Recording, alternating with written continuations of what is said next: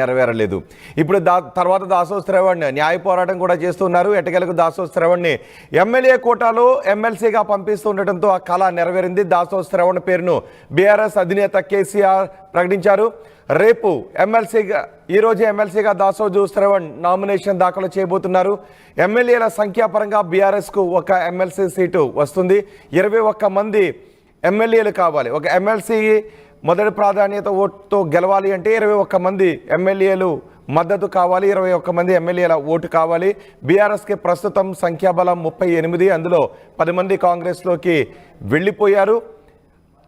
అయినా 28 మంది ఎమ్మెల్యేల సంఖ్యాబలం ఉంటుంది కాబట్టి ఒక అభ్యర్థిని ఈజీగా గెలిపించుకోవడానికి అవకాశం ఉంటుంది. ఆ అభ్యర్థి దాసోజు శ్రవణ్. దాసోజు శ్రవణ్ని ఎమ్మెల్సీగా పంపించాలని నిర్ణయం తీసుకోవడంతో దాసోజు శ్రవణ్ ఆనందాన్ని వ్యక్తం చేస్తున్నారు. కేటీఆర్ కూడా అభినందనలు తెలియజేస్తున్న దృశ్యాలు మనం ఆర్టీవీ స్క్రీన్ పైన చూడొచ్చు. మా ప్రతినిధి మధు ఉన్నారు పూర్తి సమాచారం అందించడానికి. మధు, నిజానికి తొలుత ఇద్దరిని పోటీలో నిలపాలి అని అనుకున్నారు బీఆర్ఎస్ అధినేత కేసీఆర్. తర్వాత దాసోజు శ్రవణ్ ఒక్కరి పేరునే ప్రకటించారు. అంటే ఇప్పుడు 5 స్థానాలకు 5 మంది నామినేషన్స్ వేస్తూ ఉన్న నేపథ్యంలో ఇక అందరూ కూడా ఏకగ్రీవంగా ఎన్నికైనట్టే అనే వార్తలు వస్తున్నాయి. సో అంటే దాసోజు శ్రవణ్ని ప్రకటించడానికి కారణం ఏంటి? ఇప్పుడు దాసోజు శ్రవణ్ ఏం చెప్తున్నారు? నిజంగానే అప్పుడు గవర్నర్ కోటా కింద పాడి కౌశిక్ రెడ్డిని, తర్వాత దాసోజు శ్రవణ్ని నామినేట్ చేస్తూ పార్టీ నిర్ణయం తీసుకొని పంపిస్తే గవర్నర్ ఆమోదించలేదు, తిరస్కరించారు. అప్పటి నుంచి కాస్త అసంతృప్తిగానే ఉన్నారు దాసోజు శ్రవణ్. ఎందుకంటే అప్పటి గవర్నర్ నిర్ణయం వల్ల ఆయన ఎమ్మెల్సీ కాలేకపోయారు. అప్పటి నుంచి చాలా తీవ్రంగా ఆయన కాస్త అసంతృప్తితోనే ఉన్నారు. ఏరగైనా చట్టసభల్లోకి అడుగు పెట్టాలనేటువంటి ఆలోచనతో ఉన్నటువంటి సిచ్యువేషన్ లో మొత్తానికి ఎమ్మెల్యే కోటా కింద కేసీఆర్ కన్ఫర్మ్ చేశారు నిన్న. మొదట ఇద్దరిని బరిలో నిలపాలి అనేటువంటి బీఆర్ఎస్ అనుకున్నప్పటికీ చివరి క్షణంలో దాన్ని విరమించుకున్నారు. దాసోజు శ్రవణ్ కి మాత్రమే అవకాశం కల్పిస్తూ నిర్ణయం తీసుకున్నారు. అయితే ఇక్కడ కాంగ్రెస్ నుంచి ప్రకటించినటువంటి అభ్యర్థులు ఎక్కువ శాతం నల్గొండ నుంచి ఉండడము, తర్వాత సిపిఐ నల్గొండ నుంచి ఉండడము, దాసోజు శ్రవణ్ కూడా నల్గొండ జిల్లాకు సంబంధించినటువంటి వ్యక్తి కావడంతో ముఖ్యంగా అటు అద్దంకికి ధీటుగా మాట్లాడగలిగేటువంటి సబ్జెక్టు ఉన్నటువంటి దాసోజు శ్రవణ్ ని ఎంపిక చేయడంలో బీఆర్ఎస్ కాస్త ఆలోచించే నిర్ణయం తీసుకున్నారు. గతంలో జరిగిన అన్యాయానికి ఈ రోజు మళ్ళీ ఆయనకు న్యాయం చేసినట్టు అయింది అనేటువంటిది కూడా పార్టీలో చర్చ అయితే కొనసాగుతుంది. మొదటి నుంచి పేరు వినిపించింది, బీసీకి ఏదో ఒక బీసీకే ఖచ్చితంగా కేటాయిస్తారు అనేటువంటి చర్చకు మొత్తానికి దాసోజు శ్రవణ్ పేరు ఫైనల్ తీసుకున్నటువంటి సిచ్యువేషన్ కనిపిస్తా ఉంది. చూడాలి ఇక నుంచి పార్టీ సంబంధించినటువంటి అంశాలలో దాసోజు కీలకంగా ఉండే అవకాశం ఉంది. ఒక ఇంటలెక్చువల్ గా పేరుంది ఆయనకు. సాఫ్ట్వేర్ ఇండస్ట్రీ నుంచి ఆయన రాజకీయాల్లోకి వచ్చారు. అన్ని వదులుకొని మళ్ళీ వివిధ పార్టీలను తిరిగి చివరికి మళ్ళీ బీఆర్ఎస్ లో చేరినటువంటి పరిస్థితి ఉంది. ఇక పార్టీ మారను, ఇందులోనే ఉంటాననేటువంటి స్టేట్మెంట్ చేశారు ఆయన మొన్న. సో కాబట్టి కేసీఆర్ ఆయనకు గతంలో గవర్నర్ కోటా కింద ఇచ్చిన కానటువంటి దాన్ని ఇప్పుడు ఎమ్మెల్యే కోటా కింద ఎమ్మెల్సీ స్థానం కన్ఫర్మ్ చేయడంతో కాస్త చర్చనీయాంశమైంది. దాసోజు ఈరోజు నామినేషన్ దాఖలు చేయనున్నారు. ఎమ్మెల్సీకి అయ్యేటువంటి పరిస్థితి, ఎందుకంటే సంఖ్యాబలంగా బీఆర్ఎస్ కు ఖచ్చితంగా ఒకటి వచ్చే అవకాశం ఉంది కాబట్టి దాసోజు శ్రవణ్ ఎన్నిక ఈజీ కానుంది. రైట్. కానీ బీఆర్ఎస్ నుంచి చాలా మంది ఆశావాహులు ఉన్నప్పటికీ కూడా మాటిచ్చిన మేరకు దాసోజు శ్రవణ్కి అధినేత కేసీఆర్ ఎమ్మెల్సీగా పంపిస్తున్నారు. మిగిలిన వాళ్ళందరూ కూడా హ్యాపీ అని, ఎవరైతే ఆశించారో వాళ్ళందరూ కూడా హ్యాపీ అని నిర్ణయంతో. అంటే చాలా మంది ఆశించారు ఎమ్మెల్సీగా. ప్రస్తుతం మహమూద్ అలీ మాజీ హోంమంత్రి, ఆయన మళ్ళీ రెన్యువల్ చేయాలనేటువంటి ఆలోచన చేశారు. తర్వాత సత్యవతి రాథోడ్ మంత్రిగా పనిచేశారు. ఆమె రెన్యువల్ చేయాలనేటువంటి ఒక డిమాండ్ ని తెరపై తెచ్చారు. కేసీఆర్ ముందు ప్రతిపాదన వచ్చారు. ఆయనతో పాటు చాలా మంది ఇంకా బీసీ నాయకులు అవకాశం ఇవ్వాలి అనేటువంటి అదే ఉమ్మడి నల్గొండ జిల్లా నుంచి బూడిద విక్షమయ్య గౌడ్ నాకు ఇవ్వాలనేటువంటి డిమాండ్ ఆయన చేశారు. ఇంకా పార్టీలో చాలా మంది అడిగారు. కానీ చివరికి పార్టీ అధిష్టానం కేసీఆర్ మాత్రం అనూహ్యంగా దాసోజు శ్రవణ్ పేరుని ఫైనల్ చేశారు. నిన్న పిలిపించుకున్నారు. సిద్ధంగా ఉండండి నామినేషన్ వేయడానికి అనేటువంటి సమాచారం ఇచ్చారు. సో అనౌన్స్మెంట్ చేశారు. కాంగ్రెస్ సిపిఐ అనౌన్స్మెంట్ అయిన తర్వాత బీఆర్ఎస్ అభ్యర్థిగా దాసోజు శ్రవణ్ పేరుని ఖరారు చేశారు.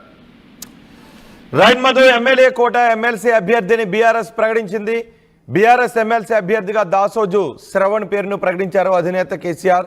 దాసోజు శ్రవణ్ పేరును ప్రకటించిన తర్వాత ఆయన దాసోజు శ్రవణ్ చాలా ఆనందాన్ని వ్యక్తం చేశారు. కేసీఆర్కు కృతజ్ఞతలు కూడా తెలియజేశారు. ఇవాళ ఎమ్మెల్సీగా దాసోజు శ్రవణ్ నామినేషన్ దాఖలు చేయబోతున్నారు. ఎమ్మెల్యేల సంఖ్యాపరంగా బీఆర్ఎస్కు ఒక ఎమ్మెల్సీ సీటు దక్కుతుంది. ఆ ఒక్క సీటుకు దాసోజు శ్రవణ్ పేరును ఖరారు చేశారు. నిజానికి గతంలో గవర్నర్ కోటాలోనే ఎమ్మెల్సీగా దాసోజు శ్రవణ్ని పంపించాలని అనుకున్నారు. కానీ కొన్ని సాంకేతిక కారణాలతో అప్పుడు గవర్నర్ తిరస్కరించడంతో వాయిదా పడుతూ వచ్చింది. ఆ తర్వాత న్యాయ పోరాటం చేస్తున్నారు. ఎటకేలకు దాసోజు శ్రవణ్ని బీఆర్ఎస్ అధినేత ఎమ్మెల్సీగా మండలికి పంపిస్తున్నారు. టీవీ యాప్ వార్తల్ని క్షణాల్లో చదివే అవకాశం ఉంటుంది. ఒక న్యూస్ పేపర్, ఒక టెలివిజన్ ఛానల్ మీ చేతుల్లో ఎప్పుడూ ఉంటాయి.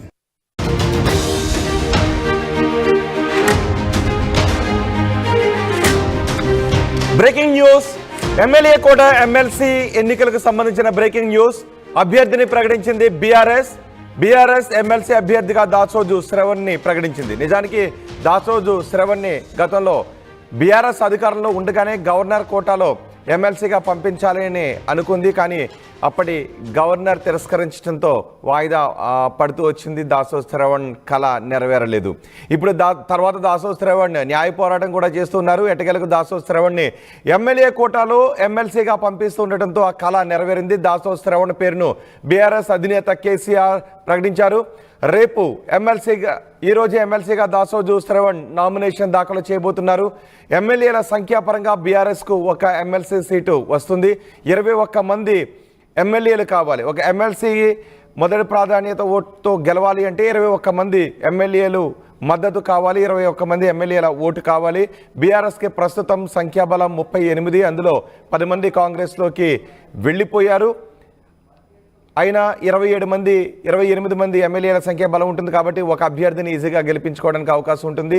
ఆ అభ్యర్థి దాసోజు శ్రవణ్ని ఎమ్మెల్సీగా పంపించాలని నిర్ణయం తీసుకోవడంతో దాసోజు శ్రవణ్ ఆనందాన్ని వ్యక్తం చేస్తున్నారు. కేటీఆర్ కూడా అభినందనలు తెలియజేస్తున్న దృశ్యాలు మనం ఆర్టీవీ స్క్రీన్ పైన చూడొచ్చు. మా ప్రతినిధి మధు ఉన్నారు పూర్తి సమాచారం అందించడానికి. మధు, నిజానికి తొలుత ఇద్దరిని పోటీలో నిలపాలి అని అనుకున్నారు బీఆర్ఎస్ అధినేత కేసీఆర్. తర్వాత దాసోజు శ్రవణ్ ఒక్కరి పేరునే ప్రకటించారు. అంటే ఇప్పుడు 5 స్థానాలకు 5 మంది నామినేషన్స్ వేస్తూ ఉన్న నేపథ్యంలో ఇక అందరూ కూడా ఏకగ్రీవంగా ఎన్నికైనట్టే అనే వార్తలు వస్తున్నాయి. సో అంటే దాసోజు శ్రవణ్ని ప్రకటించడానికి కారణం ఏంటి? ఇప్పుడు దాసోజు శ్రవణ్ ఏం చెప్తున్నారు? నిజంగానే అప్పుడు గవర్నర్ కోటా కింద పాడి కౌశిక్ రెడ్డిని, తర్వాత దాసోజు శ్రవణ్ని నామినేట్ చేస్తూ పార్టీ నిర్ణయం తీసుకొని పంపిస్తే గవర్నర్ ఆమోదించలేదు, తిరస్కరించారు. అప్పటి నుంచి కాస్త అసంతృప్తిగానే ఉన్నారు దాసోజు శ్రవణ్. ఎందుకంటే అప్పటి గవర్నర్ నిర్ణయం వల్ల ఆయన ఎమ్మెల్సీ కాలేకపోయారు. అప్పటి నుంచి చాలా తీవ్రంగా ఆయన కాస్త అసంతృప్తితోనే ఉన్నారు. ఏరగైనా చట్టసభల్లోకి అడుగు పెట్టాలనేటువంటి ఆలోచనతో ఉన్నటువంటి సిచ్యువేషన్ లో మొత్తానికి ఎమ్మెల్యే కోటా కింద కేసీఆర్ కన్ఫర్మ్ చేశారు నిన్న. మొదట ఇద్దరిని బరిలో నిలపాలి అనేటువంటి బీఆర్ఎస్ అనుకున్నప్పటికీ చివరి క్షణంలో దాన్ని విరమించుకున్నారు. దాసోజు శ్రవణ్ కి మాత్రమే అవకాశం కల్పిస్తూ నిర్ణయం తీసుకున్నారు. అయితే ఇక్కడ కాంగ్రెస్ నుంచి ప్రకటించినటువంటి అభ్యర్థులు ఎక్కువ శాతం నల్గొండ నుంచి ఉండడము, తర్వాత సిపిఐ నల్గొండ నుంచి ఉండడము, దాసోజు శ్రవణ్ కూడా నల్గొండ జిల్లాకు సంబంధించినటువంటి వ్యక్తి కావడంతో ముఖ్యంగా అటు అద్దంకికి ధీటుగా మాట్లాడగలిగేటువంటి సబ్జెక్టు ఉన్నటువంటి దాసోజు శ్రవణ్ ని ఎంపిక చేయడంలో బీఆర్ఎస్ కాస్త ఆలోచించే నిర్ణయం తీసుకున్నారు. గతంలో జరిగిన అన్యాయానికి ఈ రోజు మళ్ళీ ఆయనకు న్యాయం చేసినట్టు అయింది అనేటువంటిది కూడా పార్టీలో చర్చ అయితే కొనసాగుతుంది. మొదటి నుంచి పేరు వినిపించింది. బీసీకి ఏదో ఒక